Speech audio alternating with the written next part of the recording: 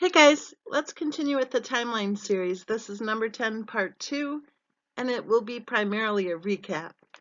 So I'm just doing this off of the top of my head, so if I forget something important, I'm sorry, just throw it in the comment section for us. So let's see. In January of 2010, it appears that Christopher Watt's wife was accused of something nefarious to do with embezzlement.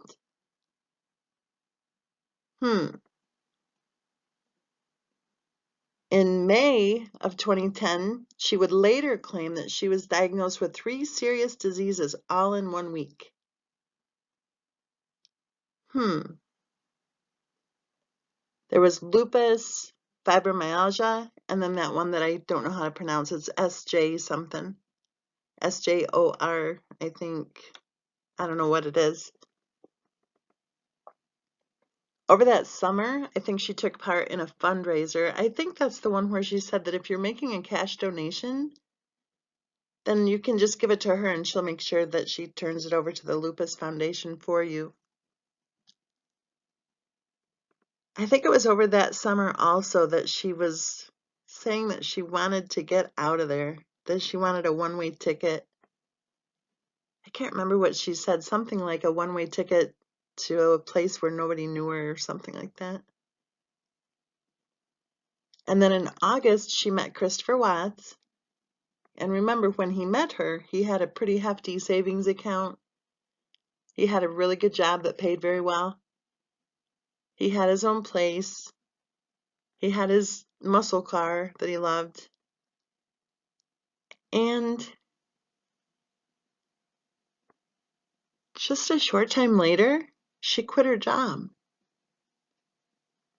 Like, I'm talking like, what was it, 3 or 4 weeks later, she quit her job. Even though she had a mortgage to pay, she up and quit her job.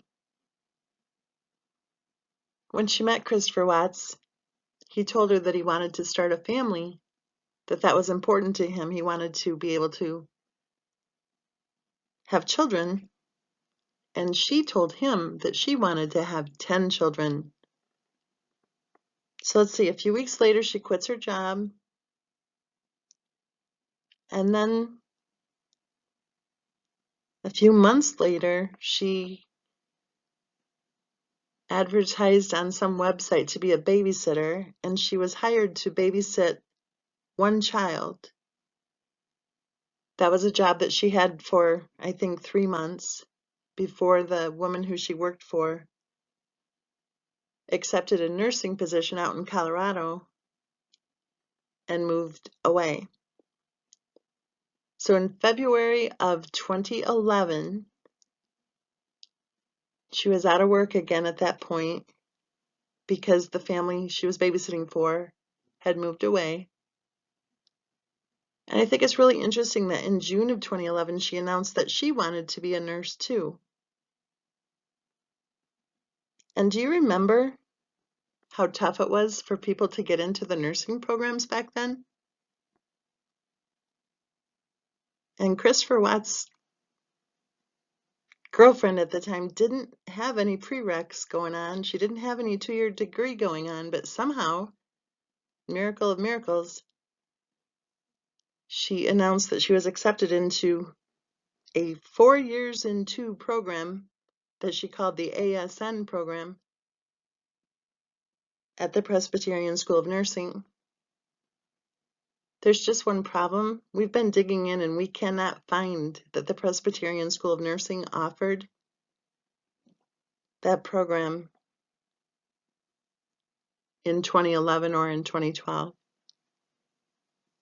So in December, she claimed that she was starting the program in January and that she was buying her books. And then on January 10th of 2012, she claimed she was starting classes in that program at the Presbyterian School of Nursing that we haven't been able to substantiate yet even existed. The school existed, don't get me wrong, but this storyline of 4 years and 2 for an ASN program for somebody who didn't even have a 2-year degree or any prereqs, I don't think so. So let's see. Well, I guess it's not a big deal anyway, because a few months later she was hightailing into Colorado, right? She told her by then fiance now, Christopher Watts, that she was told by her doctor that she needed to move to Colorado for her health challenges. So he got a job out in Colorado, and then in July, his employer hired her too. I don't know if she worked full-time or part-time, but evidently Christopher Watts' employer gave her a job. The end of that year, Christopher Watts bought the house, and then I think like a month later they got married.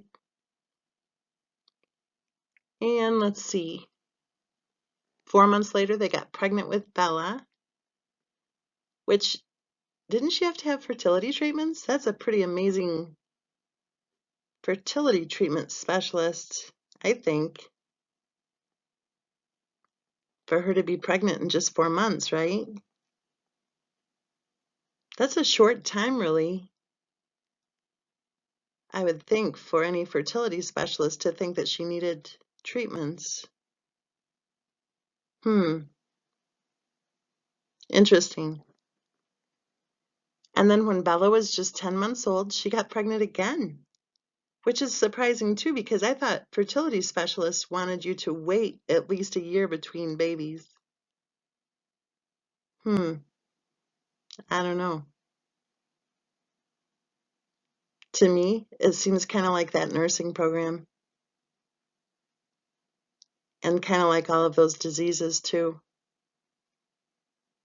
and kind of like all those accusations against Christopher Watts' family. I think when she met that lady that she was babysitting for, I think she began to emulate her life, wanting it for her own. I think she was like a chameleon who took on the shades of her environment.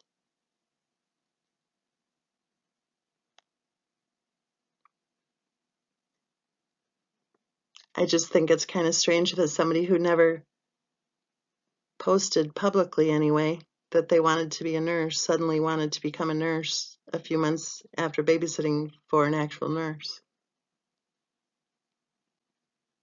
So anyway, let's see. Miracle of miracles. Pregnant with Cece when Bella was just 10 months old. And then when Cece was born, that was right when they were filing their hefty bankruptcy. We were told that the bankruptcy had to be done because of all of her medical bills, because of all of her illnesses and diseases and conditions, what she called her health challenges. But then we read the bankruptcy docs, and we were, of course, surprised to learn that evidently Macy's and JCP at some point had become healthcare providers.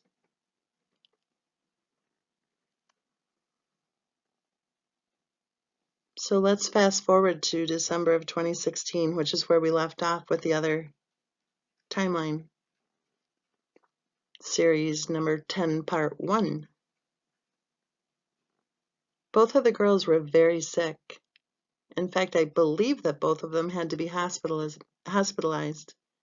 If not, I think one of them had to be hospitalized and the other one had to be seen in the emergency room. And if you look closely, there just seems something kind of strange about that whole time frame. Because you know that friend that she seemed to want to copy?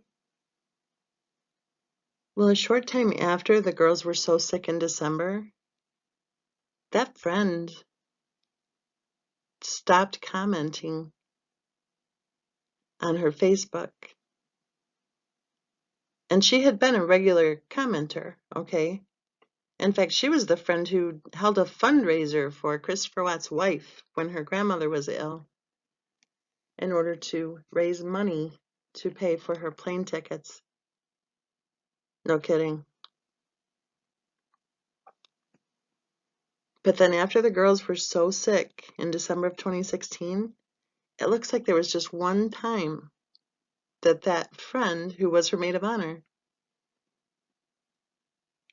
had any contact with her. And I'm not sure on the time frames of when Christopher Watt's in-laws were living right in the house for 15 months straight. But it does appear that both girls were put into daycare 5 days per week shortly after that hospital stay. I'd actually like to stop the time frame right now until our next video and just ask you to consider what you think may have happened in that time frame of, say, December 2016 till February of 2017. Doesn't that seem kind of strange? That a stay-at-home mom, at least a woman who claimed she was a stay-at-home mom, would be placing 2 young children in daycare 5 days per week? Let us know what you think in the comment section below. And then our next timeline series, which will be number 11, part 1, we'll pick right up where we left off here.